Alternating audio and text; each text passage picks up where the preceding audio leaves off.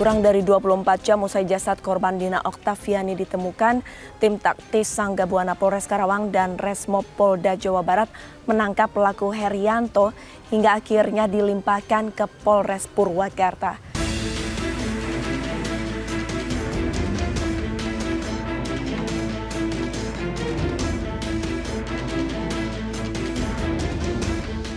Dan tepatnya di depan Barreskrim dari Polres Purwakarta, Jawa Barat, ada sebuah mobil minibus warna putih yang digarisi polisi. Mobil ini sendiri merupakan mobil rental yang disewa pelaku. Ini adalah kendaraan di mana pelaku Herianto membawa jasad Dina di dalam mobil ini untuk membuangnya. Pelaku meminta bantuan kepada dua rekannya untuk membuang jasad dari Dina. Apakah motifnya sendiri hanya sekedar ekonomi? Ikuti terus penelusuran kami.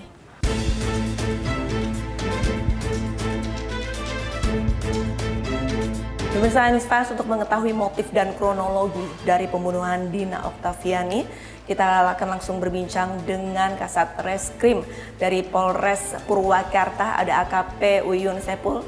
Halo Bapak, apa kabar? Baik Mbak. Baik, Pak Uyun, pelaku pembunuhan Dina sudah ditangkap. Lantas untuk kronologi penangkapan sampai bisa diketahui bahwa Herianto, kepala toko dari korban, adalah pembunuhnya, ini bisa diceritakan tidak Pak? Ditemukannya korban ini di wilayah hukum Polres Karawang. Dan hasil daripada penyelidikan tersebut didapat beberapa data, yaitu dari sidik jari. Sidik jari. Kemudian menelusuri, mencari daripada latar belakang korban ini dari mana, siapa, kemudian kebiasaannya apa. Hingga diketemukan adanya saksi yang mengetahui keberadaan terakhir daripada korban itu berada di kediaman tersangka atau di TKP. Pada saat penangkapan, Bapak, apa alasan ataupun motif pelaku membunuh korban, Pak? Sementara ini yang beredar ya, semuanya adalah bermotif kepada ingin menguasai barang. Namun kami dari Satreskrim Polres Purwakarta melakukan pendalaman pada saksi-saksi dan juga kita melakukan olah TKP di tempat kejadian. Dan di situ masih mencari motif yang sebenarnya apa. Berarti bukan hanya ekonomi? Kita masih lakukan pendalaman lebih lanjut lagi. Masih lakukan pendalaman. Dari narasi yang sudah beredar di media sosial begitu, ada unsur magisnya, ada unsur bahwa korban minta diajak ke dukun. Nah ini kalau dari keterangan pelaku ada tidak Pak keterangan seperti itu Pak? Kalau dari keterangan tersangka ada ya, ada. Namun kita harus membuktikan motif pelaku hingga terjadinya peristiwa yang merupakan perbuatan melawan hukum yang mengakibatkan korban meninggal dunia. Sebenarnya ada hubungan apa sih Pak? Apa hanya atasan bawahan atau ada sesuatu yang lebih dari itu? Bukan bos ya, yang beredar di lapangan adalah bos ya. Iya. Di sini adalah atasan karena yang bersangkutan merupakan kerja juga di toko tersebut sebagai wakil pihak toko ya. Berdasarkan informasi yang kami himpun begitu, ada dua orang lain lagi yang membantu pelaku membuang jasad korban. Nah, kedua pelaku ini apakah sudah diperiksa dan untuk statusnya saksi atau tersangka Bapak? Untuk dua orang ini sudah kami mintakan keterangan ya terhadap yang bersangkutan. Namun sampai dengan saat ini masih memeriksa sebagai saksi. Apakah yang bersangkutan terlibat dalam rangkaian peristiwa sehingga menjadikan naik status segala macamnya? Kami masih perlu melakukan penyidikan lebih lanjut terhadap yang bersangkutan. Salah satu alasannya motif ekonomi, mengambil ponsel korban, perhiasan korban. Kira-kira kalau dari pengakuan dan juga dari penyidikan polisi, barang-barang apa saja sebenarnya yang sudah diambil pelaku dari korban, Pak? Seperti halnya ada tas ya, tas korban, kemudian sandal yang notabene pada saat kami melakukan olah TKP di tempat kejadian perkara itu sudah dibakar.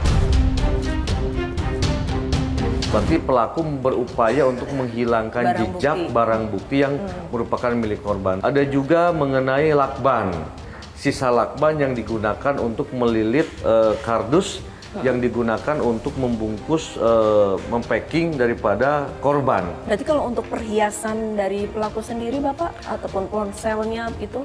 Jam tangan yang milik korban, kami baru menemukan beberapa hari yang lalu, itu pun setelah kami intensif melakukan pemeriksaan terhadap tersangka, jam tangan itu dibuang.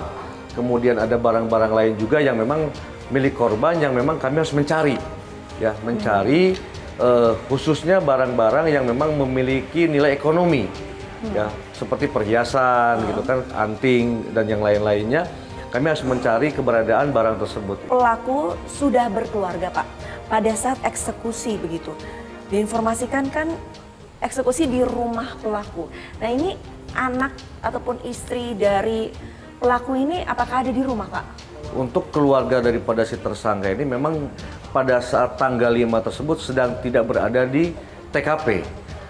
Mereka sedang berada di rumah keluarganya. Di rumah dalam kondisi keadaan kosong, Mbak. Pengkondisian ini sendiri apakah sudah direncanakan dari pelaku atau memang secara natural tidak ada orang di rumah sehingga pelaku nekat mengundang korban ke rumahnya? Memang ini sudah direncanakan dari jauh-jauh hari. Ini lebih condong ke arah pembunuhan secara berencana, Bapak? Pasal yang saat ini sementara yang akan dikenakan oleh pelaku apa, Pak? Kami menerapkan beberapa pasal berlapis. 351 ya, ayat 3 kami lapis dengan pasal 340, 338. Ancaman hukumannya, Pak? Kalau dilihat di pada ancaman hukuman tertinggi di 340 itu adalah ancamannya hukuman mati.